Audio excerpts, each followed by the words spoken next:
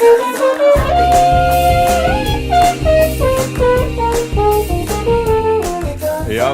Chris Castellanos probably needs no introduction unless you live under a rock, but horn player with Boston Brass, incredible social media horn sensation, professor of horn at University of Las Vegas, Nevada, principal horn in the Las Vegas Philharmonic.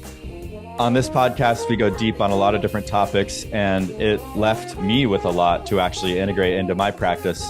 We talk about the fundamentals of good breathing, a really simple exercise that you can do every day. The routine that Chris does that enables him to keep world-class excellence and up his batting average while touring hundreds of days per year. We talk about endurance, high range, the dangers of social media, the biggest mistakes that people make on fundamentals, horn pedagogy, what it was like working with Sam Palafian and how they managed to keep quality and friendliness in the Boston Brass. I hope you enjoy this episode. It's brought to you by High Range Magic, my online school for high range and endurance. You can find out more information at highrange.magic.com. But for now, enjoy this podcast with Chris Castellanos. Welcome to the Holistic Horn Podcast, Chris Castellanos. Howdy. Howdy. How's it going? Good to see you. I'm really excited because there's a thing with social media personalities where you get to know them through their posts.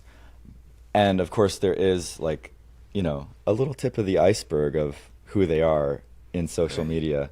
And it's really interesting to find out a little bit more of the depth and the substance underneath in these long form interviews. Oh yeah, no, I love long form. I love talking to people, and that's one of the reasons I love my job, being on the road, is because I'm constantly in new places, meeting new people.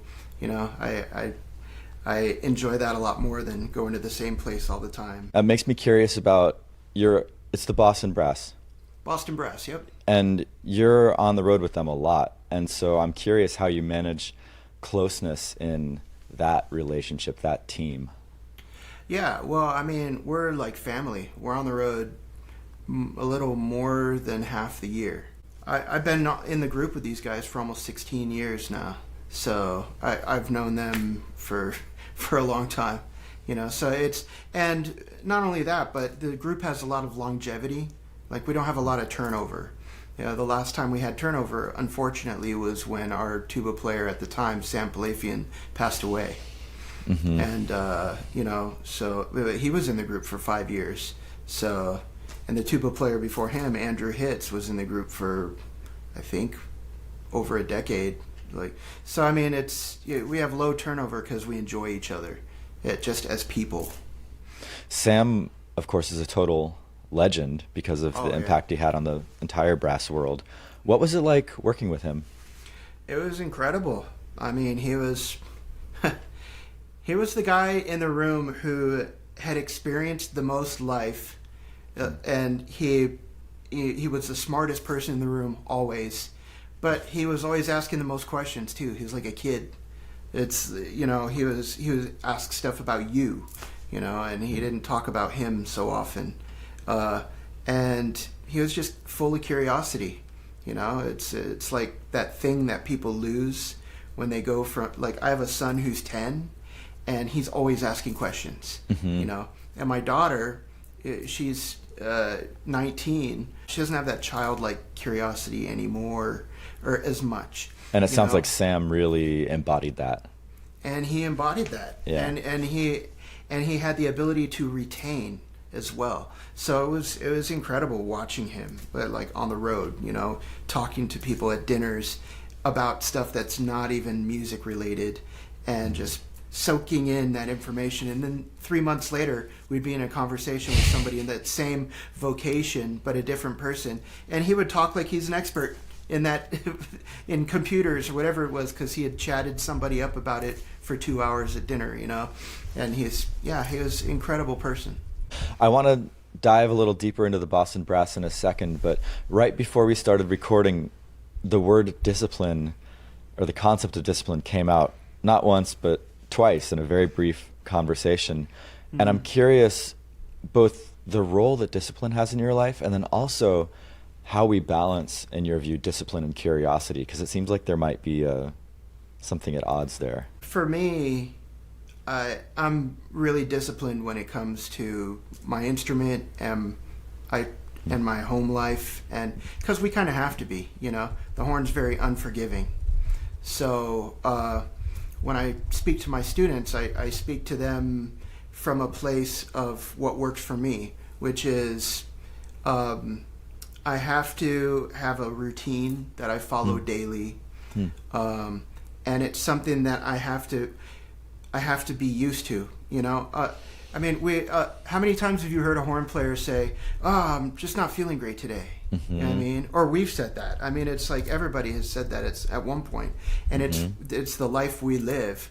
But a lot of people they warm up or they practice, but it's not like a discipline warm up or practice. It's not a routine where it's like, okay, I do this thing and then I rest, and then I do this thing and then I rest, and I do this thing and I rest, and it's like your face is used to it, and that way you can get the consistency of, okay, maybe I am a little swollen today or whatever, but at least I went through my consistent routine, and I know pretty much ballpark where I'm going to be, which is normal. How long have you been doing your routine the way that it is, and also what are the bullet points on your routine right now? Well, I've been doing this routine for, a long time, like decades, Unchanged. And, yeah, well, little things come in and out. I like to, if I notice myself having issues in one area, I'll implement that into my routine. So it's like, if say, I don't know, upward slurs are not as smooth as I would usually like to, then I would implement something from whatever it is that I'm trying to play, like if it's in the Boston Brass Show or whatever it is, I'll put that into my routine as like a little like parenthesized part, and I'll play it for months. So that when that and I'll do it in all different keys and stuff. That way, when that comes up in the show, it's like, it's my warm up. It's what I do. It's what I do cold. You know what I mean? And that way you can get the consistency that you're looking for. Or it's never going to be 100% because nobody bats 1,000. I don't care who you are, but you can up your batting average, and Absolutely. that for me is what works. So what are the bullet points of your routine? I start with a short breathing exercise. That one that I got from Sam, he did the breathing gym and all that with Pat Sheridan, which is based on yoga breathing and everything. And it's just a short exercise that reminds me how to breathe, because I realize I'm a human being and I'm inherently lazy. You know what I mean? It's like human beings are built to like be efficient, I suppose, and it's like, so we do the least amount of effort it is that can get out what we need to get out, and try not to do that when we play. But if I don't remind myself how I want to breathe for the day, I kind of just get lazy. What are the biggest, say, parameters that you feel define good breathing for you, like how you want to breathe? Well, just evenness and like broadness and openness. You know what I mean? I'm like finding that like, he's big on, or it's like we put up the monitor, and I want to hear the air come around my fingers in a warm way. Right, exactly. And then when it's out, hand is here, and I'm trying to be even with the entire thing. So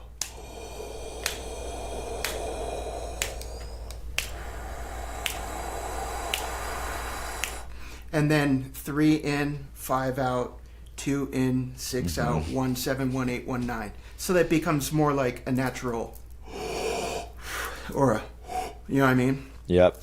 So, but it starts out as how full can you get and how empty can you get, So, and it's not like I'm doing 20 minutes of breathing exercises a day. It literally takes a minute. You know, I go through the exercise twice, and then my body is like, okay, this is what I need to do air-wise, and then I go on to sound production and flow. Interesting. Yeah, I often do the oral cavity. Right. that one, and it takes 20 seconds. I sequence this on my practice routine, like maybe 2-3 times. It's like, 40 seconds, 60 seconds, but it creates such a profound awareness and capability to orient. Oh, totally. You see like differing things on breathing and stuff like that. And I'm not trying to tell people how to breathe or how you need to breathe to play the horn. I'm just saying what works for me. And that is, I remind my body that I need to breathe big, and the air stream that comes out has to be smooth and has to be thick and has to, have, I don't know, it's just gotta, it's important. I don't want to get too far into it. Breathing for me, it's not like I'm spending the entire day breathing or Except we are spending the entire day breathing, but I know what you mean. I know what you mean. Yeah. I have to ask, this is such a hot debated topic of support. Sure. Support. Yeah. Yeah, I mean, there's, I'm trying to find the words for it, but like, there's definite, you have to have support. I don't mean tension. I just mean like it's kind of like a friction, I suppose. It's like, I like that there's like a balance between what you're putting out airflow wise and what wants to come back. You know what I mean? For lack of a better word, friction in the horn, that you're trying to find. And there's a sound to that. I most likely am, I'm not thinking about like supporting and this and that. Like tensing your abdomen or anything like that. No. Right. Yeah, I don't think that way. I mean, I know that there are people who do, and that's great. Whatever is working for them. But I'm trying to, as far as sound production goes, it's more about flow for me, Which you said is your next, I think you said is your next bullet point in your warm-up. So talk a little bit about that. Yeah, it's just, it's so that I'm not getting any bumps in the road in my airstream. You know what I mean? I'm trying to, even if the valves are moving, the air is, or if it's arpeggios, no,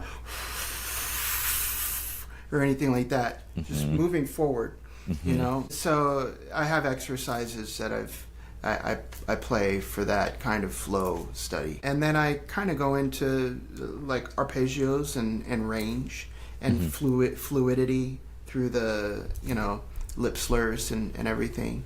I probably same as everybody else or a lot of other people.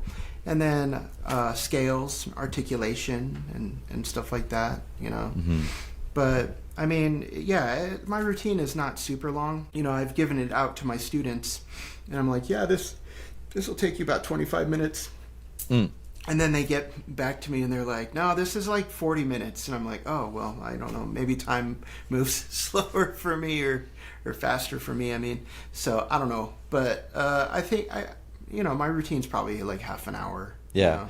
Do you take some breaks in between as well? You mentioned resting. Yeah, I think it's important. It's really important, When I was younger, I used to have a problem not taking breaks.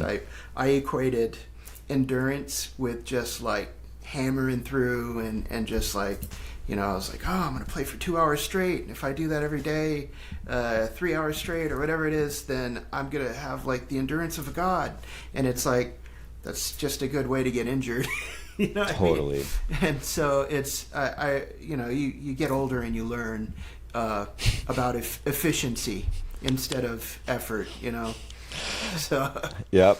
One of the questions beforehand preparing for the podcast was, how do you work on endurance, or do you do anything for endurance? How's your playing after time off? Well, I mean, time off from the road, there's a huge difference between like being in shape at home or when I'm playing with orchestras or whatever it is, and then being in like Boston brass shape, like brass quintet, 2-hour show, not a lot of rest, and and it's like go, So it's no matter what shape I'm in, when I'm off the road, I go back on the road and I feel it, just because that's the nature of our show. Do you ibuprofen, or like how do you handle that adaptation period? Sometimes, yeah, I'll take ibuprofen if I'm feeling particularly swollen. Like Christmas time, we do all these Stan Kenton Christmas shows, and it's like that show is just like, you know, I'm sure you've played the Stan Kenton Christmas charts before, or if you haven't, you should take a listen. They're really fun, but they're screaming and rip roaring the whole time, and then it's like that's just the Kenton charts, and then we've got Boston Brass charts that we pepper in also. So the rest of the band gets a break, but the Boston Brass guys are playing that. We're playing lead on those charts, and then we're playing our quintet stuff, and we go back to playing lead on those charts, and so it's a very heavy show, you know. And sometimes there I'll use like a little arnica lotion or some ibuprofen, but I try not to take a whole lot of ibuprofen. Yeah. Because you know it's probably not great for you. I'm not a doctor, but I don't do it. It's not like I'm like daily popping ibuprofen to play. Yeah, not a great idea for sure. For me, it's like a last resort.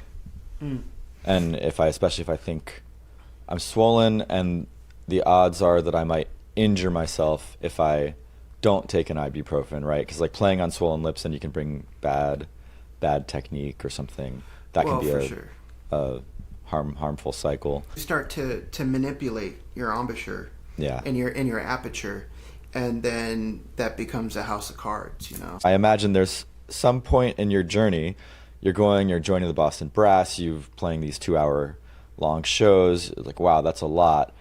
Did you already have the endurance? Has it developed over time as a piece of efficiency? Do you do any kind of like athletic training at home to prepare for going on the road? I've always played a lot, you know. I mean, when I was a student and when I was growing up in Vegas as a freelancer, and you know, I started playing with Las Vegas Philharmonic when I was like 19, and all over. I played shows all over Vegas. You know, every time a big artist would come in, like Frank Jr. or Johnny Mathis or any of those people who would come in regularly, I would play, and still do actually. I was playing a lot, you know, but I joined the Dallas Brass in 2004 or the end of 2003, and once I got into the chamber music thing, it's like there's just not a lot of downtime, so you have to learn to play efficiently.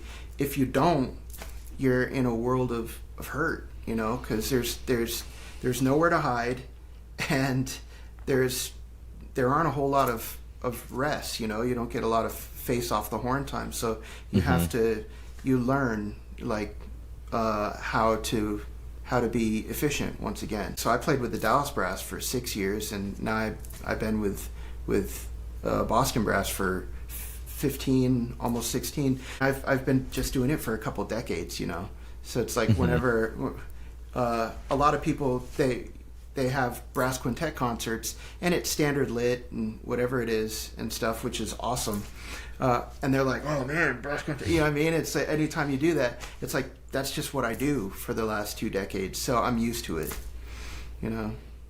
For someone that wanted to get to that place of endurance, do you have any favorite advice? I don't want to get, I guess, crazy technical or anything, but I pay a lot of attention to aperture, like what I'm doing, because it's easy when you're going all over the horn, especially in the low register, to spread your aperture, and when you're on your way back up, you got no chance, you know. You're spread, and it'll stop vibrating. So I spend a lot of time paying close attention to aperture, because a lot of my show is in the upper range, and the only way you can have endurance up there is if you're efficient up there, and that's got a lot to do with the aperture. We all build like embouchure, like muscle and all that stuff to keep everything in place, but we can't let ourselves get spread, you know, at least for me.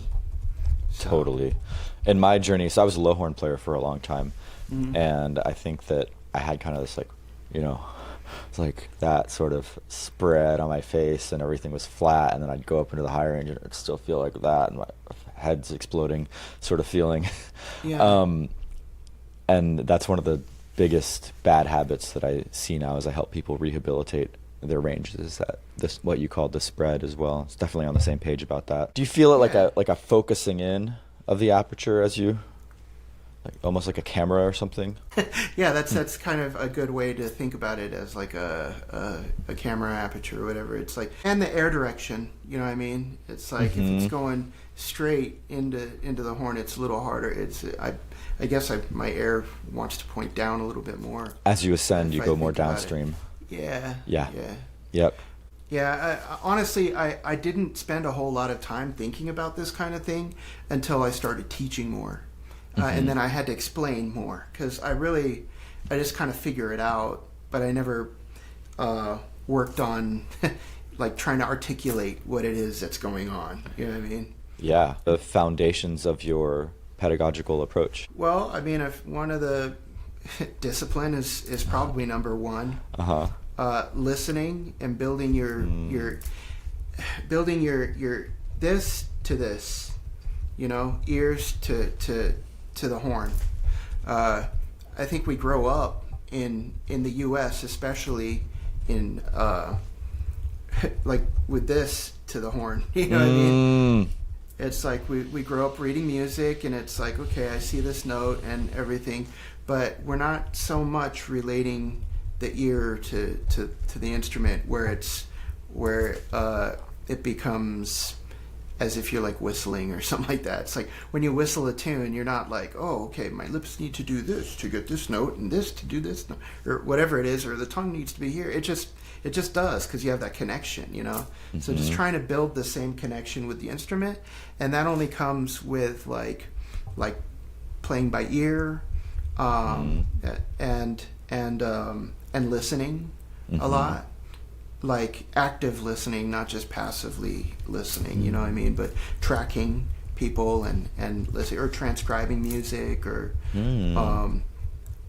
trying to play things by memory, or trying to learn things by memory, by ear, and stuff like that, you know. So I think that's actually important. That's something that one of the things that I like to do with my students is ask them to come into the next lesson and have learned like the head to like one of the tunes that they like, whether it's a movie song or whether it's something on the radio, and just learn it without the music, you know. Just come in and play it for me, you know. It's just to challenge them in that way, you know.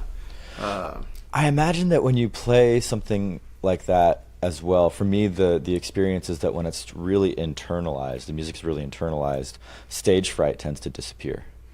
Yeah, well, you know, when you're not thinking of playing something, especially if it's by memory, if you're not thinking, okay, I have to play this, and then I've got 4 measures of rest, and then I've got to blah, blah.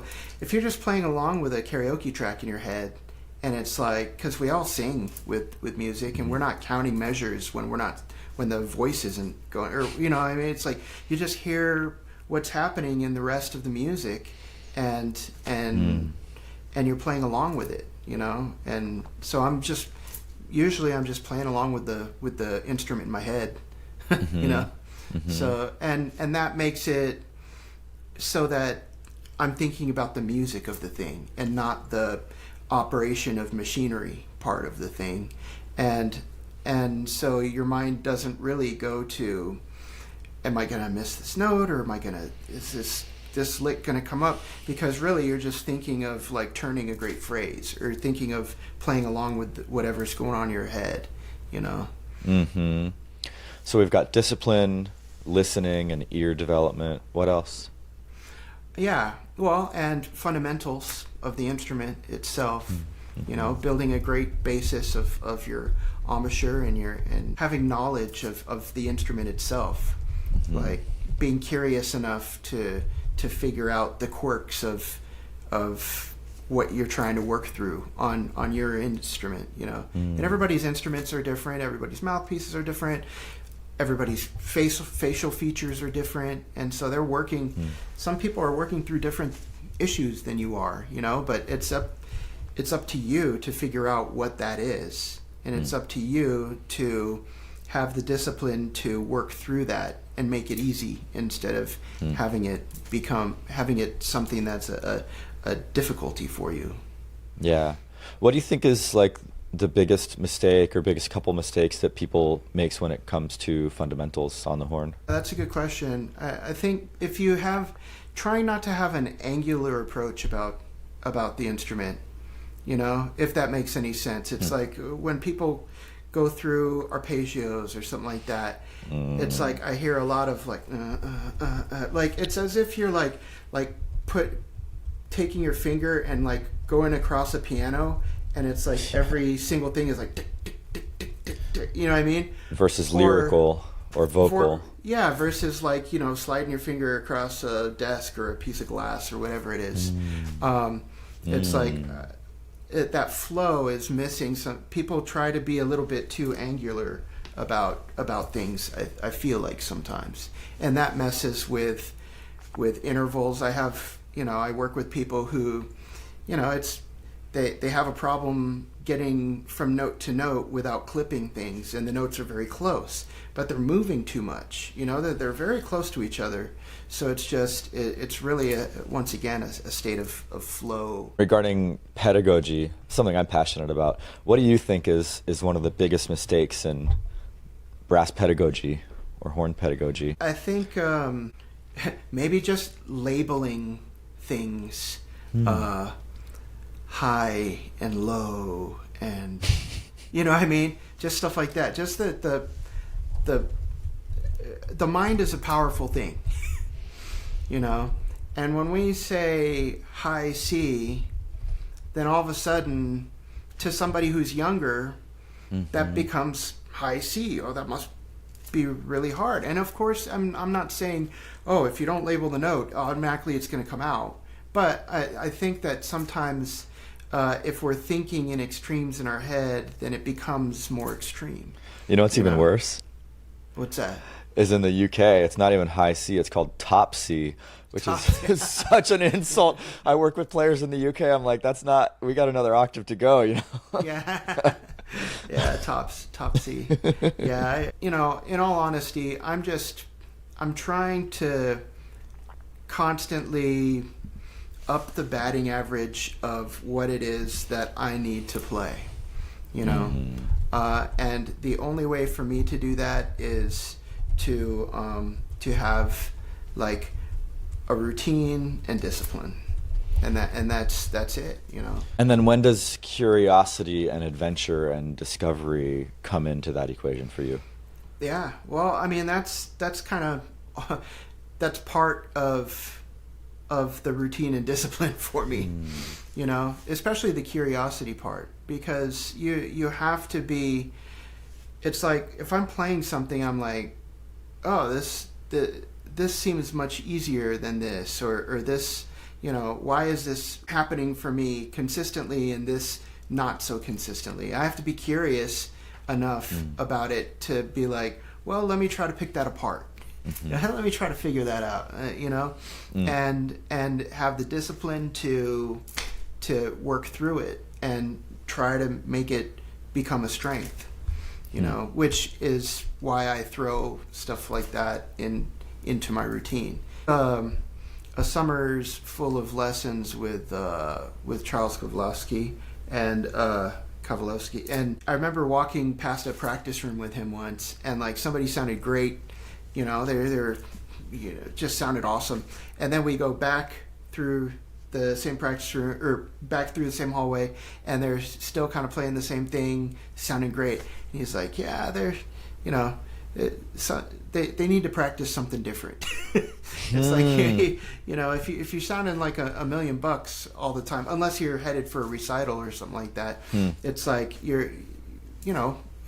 work on some things that you need to work on. We all like to hear ourselves sound great. We have to have that little bit of narcissism in your horn playing head, but you also have to have enough you know, self self-deprecation, I suppose. I don't know what it is. Maybe but humility would be the right word. Yeah, humility. That's Yeah. it. You know, to be self-deprecating. Although I've got that too, but humility to be able to say, or to be able to not sound good. You know, Yeah. it's like, how many times have you been in a practice room and it's like you're playing and then you hear some voices outside the door and you're like, oh, I better play something might sound good. You know what I mean? It's like, why? What are you doing? Well, sorry for the interruption, but if you are a horn player and you struggle with high range, confidence, accuracy, consistency, or endurance, this is of interest to you. I am still running my program High Range Magic that has offered profound transformation to folks that want to unlock the high range and all of its benefits. There is a masterclass linked below that you can watch for free, 100% free, 3 Secrets of High Playing. After you watch the masterclass, you'll have an option to book a no-cost one-on-one consult with me if you're interested in finding out more about the program. That's all for now. Back to the episode. Was stage fright ever, or performance anxiety ever a big thing for you? Did you ever have to work with that or find solutions for yourself? You know, I mean, I'm not going to say it hasn't been. I mean, it's like I'm usually prepared enough to where I feel pretty comfortable. And I'm in a, like my main job, I'm in a place of luxury with that. Like, we have a bunch of different shows, but it's not like in Vegas where I'm showing up to a show and it's like you have 2 hours rehearsal for 2.5 hours worth of music. You know what I mean? Mm-hmm. It's like sometimes it's like okay, yeah, just watch the DC on this. Okay, next tune, and you'll read it on the gig. You know what I mean? That it's like you get a little bit. It's like, oh, I hope this goes well. You know what I mean? It's like you got to feel good. If you're in a studio, you know, I do a good amount of studio recording for like video games and stuff like that here in Utah, and it's like, you know, that's just kind of like you flip over the things, you read through them, but in Boston Brass, I mean, I arranged a lot of the tunes. I've picked the tunes. I have the luxury of practicing through them. So it's like I feel fairly comfortable when it's time to play with the Boston Brass. What are y'all's rehearsals like? How do you make decisions together and manage your time? We leave our egos at the door, first of all. Mm-hmm. You know, it's like, and you treat people well. You know, it's like if you have a disagreement, then you have a disagreement, but nobody talks over each other as if like my word is gospel and what you say is lesser or anything like that. We have great respect for each other as musicians and people. And and we try everything. You know, it's like if Jose, our lead trumpet player, is like, hey guys, I think we should do this like this, and I think we should do it an opposite way or a little bit differently, we'll try them both. And the great thing about a quintet is like there's never a tie. It's like whoever gets 3 votes wins, you know? But most of the time it's pretty obvious which was the better choice, you know? But but we try it. Our shows aren't always, we don't play everything the same every night. It's like that's the great thing about not having this in front of you all the time. You know? It's like if I'm playing something like beautiful and I feel like milking it that night, I'll do it. And the other guys, we've played together enough to where they'll just follow me. You know? I imagine that's part of the fun is that spontaneous listening and collaborative musicianship. Exactly, yeah. I mean, sometimes you're in a mood where you're pissed or something like that, you know? And it's like things are a little bit more aggressive that night or faster or whatever it is, you know? But it's like I have the luxury of being in a job where I'm not going to get called into a personnel office after that or the conductor's place and they're going to go, why you didn't play this the way it's like I play stuff however I want that night, you know, and then when somebody else is leading and they've got the melody, I follow them, you know. It's like I don't go, hey, you know, that crescendo is at the end of bar 3 and last night you played it at the beginning of bar 3 and you came down lower than normal. It's like, no, man, that's just what happened that night. You mentioned Jose. Oh yeah. And I got the pleasure of playing with him in Palm Beach Symphony. I was principal horn there for a year or two. Awesome. And he was send my love, by the way, to Jose. It's been a while. But I will. He was remarkable there at being someone who built people up. Just, I felt it was always support from him, and that supportive leadership from him, that he had your back, he was rooting for you, and that attitude multiplied by, I imagine, 5, it just seems so powerful. Yeah, well, I mean, I'm 46 and I've been doing this for a long time. And I'm past the ego point of things, you know. It's like, yeah, when you're younger and you might feel a little competitive, or you might feel like, oh, I want people to notice me and they're noticing this person instead, or whatever it is. And everybody's had those kind of feelings once in a while, some more than others, you know. But you reach a certain point to where, I mean, I just I want people to have a good time, you know. It's like, I want to have a good time with people, and I want to see people succeed at what they're doing. It's like, when I see somebody doing something cool on the internet, whoever it might be, it's like, I'm like, yeah, that's awesome. I hope a lot of people see that. There's no point in wishing ill on anybody. You know what I mean? Totally, yeah. Yeah. Let's just poison ourselves with that kind of stuff more than anything else. For sure, you know. With our group, with the Boston Brass, and all the people that I have the fortune of working with, they're just all great people, you know. I have a really, really good time working with people who are positive and enjoy what they do and have respect for the other people around them, and are not phoning it in. You know, that's the other thing about Boston Brass, which is great. It's like, nobody comes to tour that week and is just like phoning it in. You know, and it's just like, we're here again. Or we have to be sitting in these chairs, and it's, you know what I mean? It's like, no, man, it's like, good to see you. Let's go find out what the town's about, and then let's go like play a great concert, and let's have a good time. You know? That sounds so fun. That's one of the sad things about orchestra, that eventually I've played all over, but I never got to experience an environment where I didn't feel some level of that phoning in, and maybe that's impossible when you have 90 people on stage. It's definitely hard. I mean, I've played in orchestras as well, and I still do. I mean, I get my fix, which is nice. You know what I mean?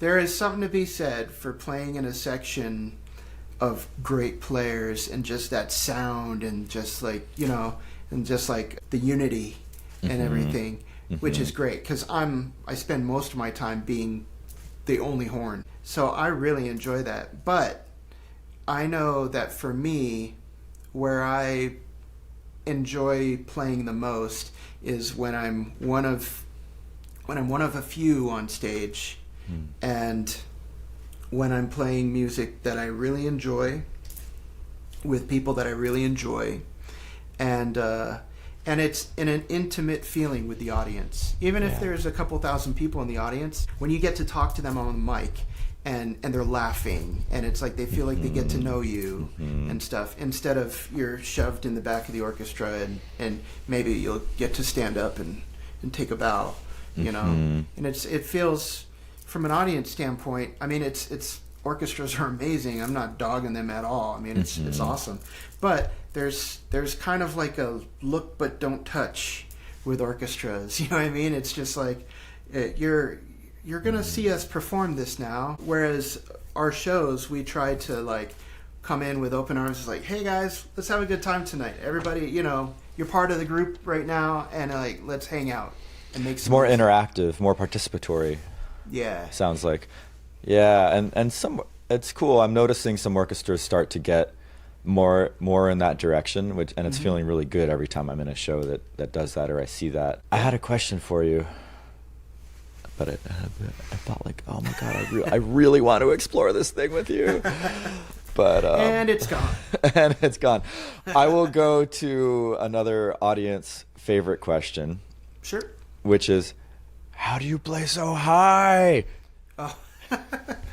No, It's funny because in my show, I don't really go like super duper high or anything like that. Let's see, in the horn feature, it goes up to like an E above C, and then it, depending on how the night's going, it's like there you might catch an F in there or so. You know what I mean? At the end of the show, like in Caravan or something. But like, honestly, I'm not focused on like how high can I play. And you don't consider that F or E above the C to be super high, as well? No, I mean, well, it's I'm not, I'm not trying. I understand that they're definitely high notes, but it's like they're just notes in the show. You know what I mean? Is basically what it is. And when I'm playing, I'm just trying to be comfortable for the day. So it's like when I go through a routine, I don't really warm up to a note that's like much over a C or anything like that. Maybe C sharp and D or something like that. But it's like I know that if I get through my routine, I'm good for those notes because I've got a million. Well, not a million, but if I wanted to be literally, I probably have like 30 or 40 like D's in the Boston Brass show. And I do it every night. So I just know that if I get my routine in and stuff like that, it's gonna happen. Is there anything that you do up there? I think you're playing on a double horn, right? Yeah, I play a Yamaha 871. Is there anything you do for accuracy or slotting up there? Because for me, like, I don't struggle with the production of those notes necessarily, but I still feel on a double horn, if I'm playing D's, E flats, E's, F's, that the slotting can be less accurate. Oh, for sure. Well, I mean, they literally don't exist. Well, they exist, but they're super close. Yeah. So I mean, it's kind of like I don't know, maybe like tasting the note. You know what I mean? It's like you just kind of know where it's gonna be. I know that's not like a helpful answer, but at a certain point, after you've been doing something for so long, it's just kind of what you do on the instrument. It's like, how do you say the letter B? You know what I mean? It's like, well, some people are like, buh, and some people are like, buh. You know what I mean? Or it's whatever. It's just, that's how I say it. And so I don't put a whole lot of thought into it, except for making sure that, once again, I'm not spread in my aperture. You know what I mean? Because I'm talking like too, like this is too open.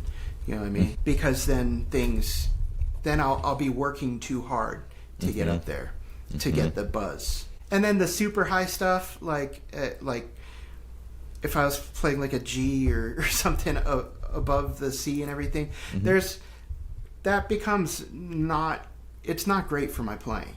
You know what I mean? In all honesty, it's like, because I do play a tiny bit differently when I play those top notes. So if I'm playing like one of my on like one of my horn karaoke videos or something like that, it's like I know that I'm going to be playing like a little bit differently than I normally would to get super clarity on a top note. Do you like tuck, roll, or curl your lips in a little bit?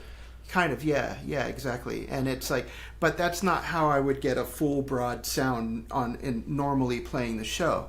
And also, it feels different after you've done that a bunch. When you go back to, and then so it's not, like I said, it's kind of like playing the trumpet. It's not great for my daily driving horn playing, what I need to sound great at all the time. So I don't do it a whole lot, to be honest. That kind of thing. It's just if I wanted to put out a video where it's like, oh yeah, this is going to go up to a G or a whatever, it's like, then it's like, okay, I'll do that, but it ain't good for the normal. Like, there's a way to make the notes happen, and then there's a way for it, and then there are the notes that are literally part of the range and everything like that. You know what I mean? So it's like I spend like 99.9% of my time in my range, and then I kind of know what to do to get higher.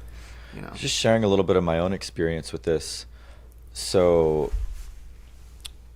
It's like for me, there's kind of what we would call that normal range, which used to be for me only up to about, like once I fixed my high range and discovered all of the stuff I needed for that, up to about F above high C. Mm-hmm. And then I started teaching high range magic a couple of years ago, and I was showing people these things and doing more stuff, and eventually started getting up to double C, but more on like that curled in, it's not like a false embouchure would be a simplified way of saying it. Right, like you're right. talking about. It's not the Yeah. normal range. Uh-huh. What I found is that, and then there's this like margin, almost falsetto would be a good way to describe it.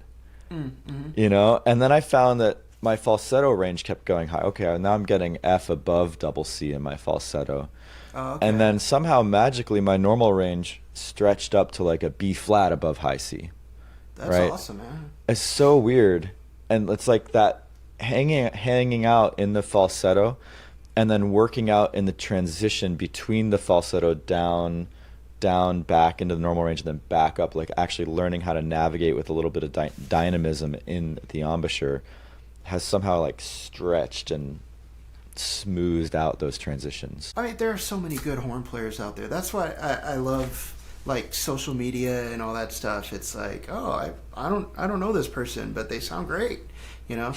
But it's a dangerous road on social media though, and that's why I don't really put out. When I was in my 20s and early 30s and stuff, I had a lot more time on my hands because I didn't have kids and a family and everything, and I would do like a horn karaoke stuff and everything, and it was for me. It was just I was like, hey, I'd wake up and I'm like, I could either, I don't know, watch movies all day or play video games, or I could like try to create something. And so I would lean towards that. I'm going to create something. I'm going to make something, you know, and I do that kind of thing. But it's a slippery slope because now there's so much you can do with editing, and there's so much stuff like that I feel like it's almost especially for young people, it's like seeing the models with all the like makeup and all the editing on their features, and they look thinner than they actually are, and they look, you know what I mean, and no blemishes and everything, and then growing up being a kid thinking like, why don't I look like that, and why can't I, even on my best day I can't look like that and stuff, you know. So that's why is one of the factors of why I stopped kind of like putting out like pre-produced stuff as much. There's one thing to be inspiring, and then there's another thing to be like the anti of that, where it's like, oh, well, I'll just never be able to do that. I'm just not going to do it. You know what I mean? It's like, and showing a little bit of reality. So like pretty much for the past couple of years, like all I've been putting out on social media is just like literal stand on camera on stand rehearsal things, like live, whatever. You know what I mean?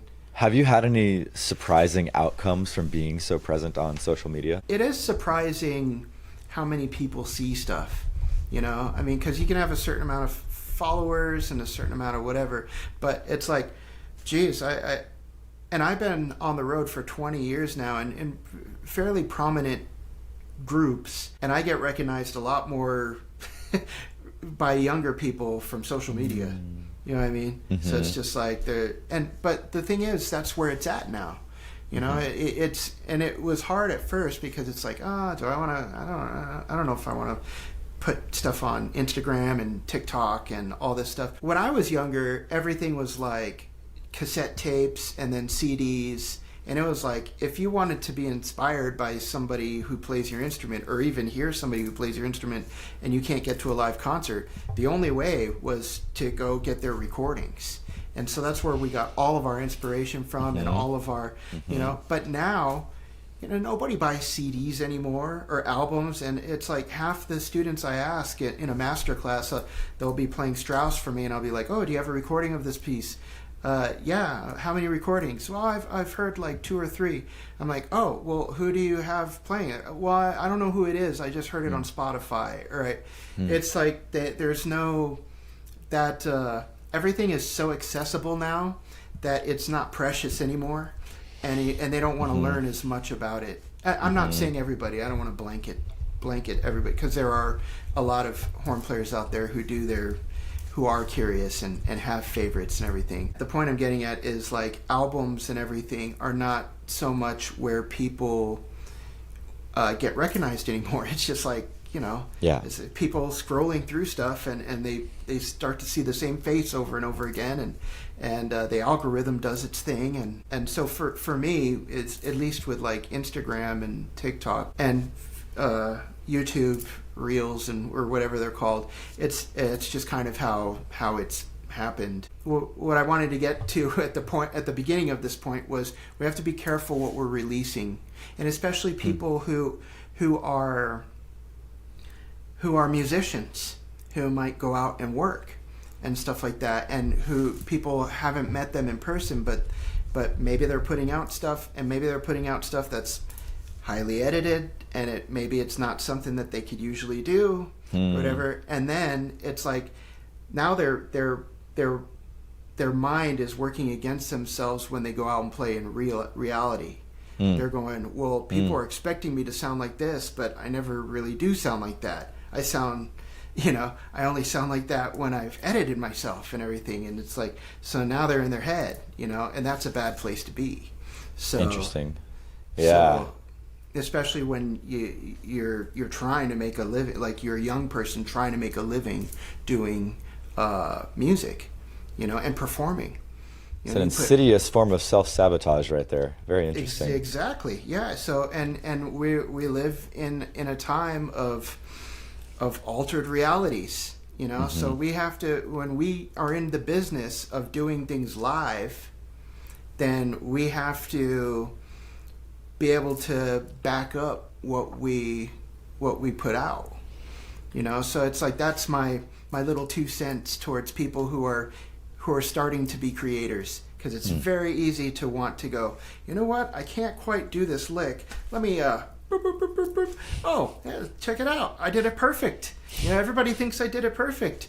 It's like I see so many things on social media that are just, it's like it's very obvious, what I mean? And it's like, okay, well, just make sure, just for your own sake, that you're being truthful to yourself. Interesting. I have some rocket round questions for you. Yeah. Some fun rocket round questions. First one, beard care and French horn.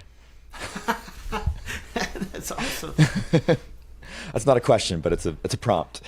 Oh, okay. Well, yeah. I mean, I don't know. I've been rocking the same look since like '98, man.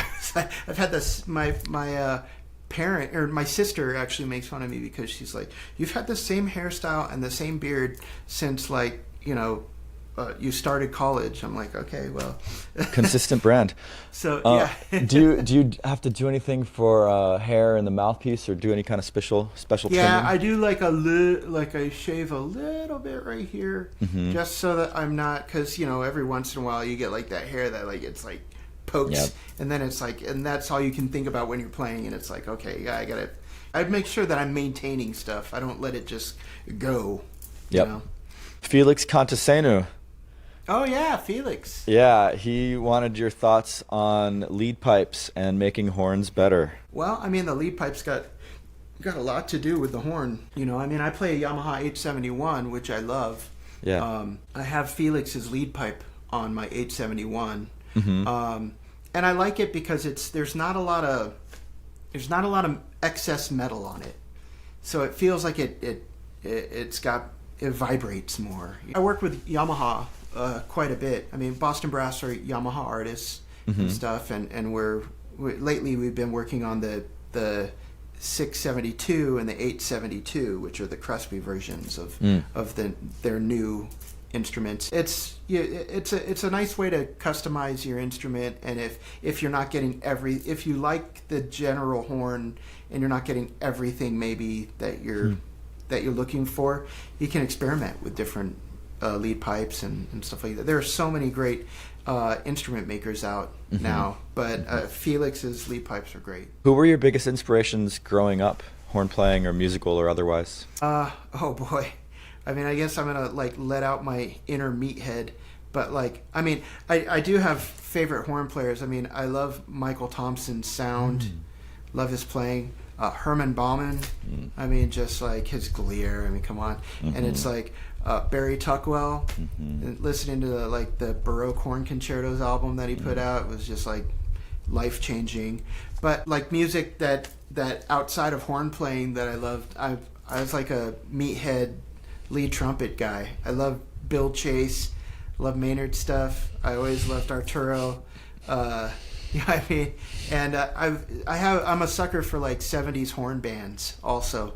You know, Chicago, Tower Power, Blood, Sweat and Tears, anything so like that. good. You know, yeah, all that kind of stuff. Any kind of live brass would do it for me. You know what I mean? Especially in different styles. I grew up in Vegas, so it's like not everybody is playing classical music.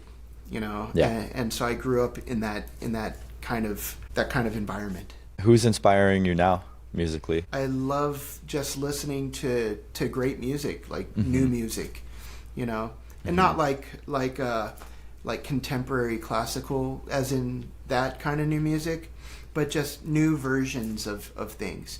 People's like, I like covers, kind of like a Snarky Puppy or something. You know what I mean? Yeah. I like hearing people do creative things in different ways. Yeah. And I like watching people cover things. You know what I mean? So it's in their own way, because in a way, even if we're playing Mozart or we're playing Strauss or whatever it is, in a solo setting, we're just covering their tunes, right? It's like in our own way, and that's why I don't feel necessarily like everybody needs to play it the same way. It's like I would actually prefer to hear this person's version of it. You know, that's so refreshing. I never thought about that before. That's great. It's like we're cover artists, man. You know, that's what we do. So, wow. Okay, last question. If you had a billboard that every horn player would see on the way to opening up their case or whatever, what would you put on the billboard? Maybe you know, consistency, you know, begets confidence. You know what I mean? Or it's like you know, it's like what you do on the daily is going to make you more confident in how you play and who you are. You know, it's like if you're a good colleague every day, then you can feel good about the way you talk to people, because you know that you're going to be around people who hopefully like you too. You know, and if you approach your instrument in a consistent and diligent basis, then you can expect that to get that back from your instrument as well. You know, but if that's not how you're rolling, then you know, that Dizzy quote, it's like sometimes the horn wins. The horn will win every time. Believe me, if you're not consistent with your practice. So consistency begets confidence. I love it. That's like a mic drop moment. Thank you so much for coming on the podcast. Where can people find you if they're not already following you on the socials or your website or whatever? On Instagram, and that's usually where I'm at, or Facebook every once in a while and stuff. But bostonbrass.com is where you can find our shows. We're all over the world, and we're on the road a lot. So maybe we're in your neck of the woods. Hopefully we'll see you. And just hopefully I see a lot of people in real life, because that's where I like to be. Nice. Oh yeah, you said you have a tour coming up in 2025 you're excited about. So bostonbrass.com for folks to find that tour.